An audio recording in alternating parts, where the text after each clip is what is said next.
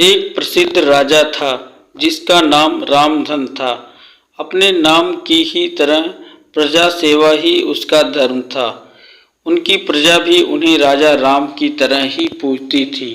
राजा रामधन सभी की निष्काम भाव से सहायता करते थे, फिर चाहे वो उनके राज्य की प्रजा हो या अन्य किसी राज्य की।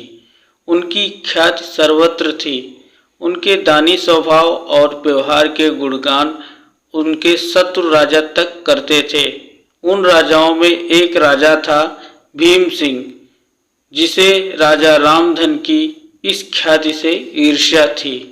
उस ईर्ष्या के कारण उसने राजा रामधन को हराने की एक रणनीति बनाई और कुछ समय बाद रामधन के राज्य पर हमला कर दिया।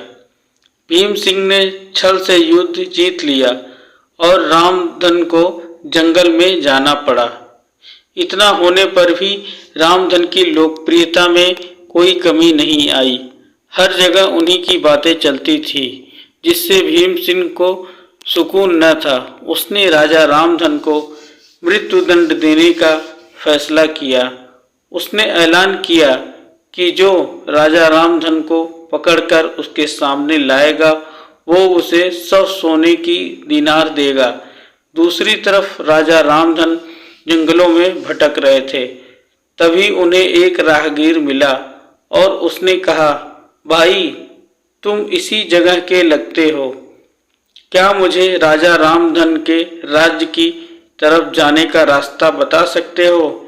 राजा रामधन ने पूछा, तुम्हें क्या काम है राजा से? तब राहगीर ने कहा, मेरे बेटे की तबीयत ठीक नहीं थी, उसके इलाज में सारा धन चला गया।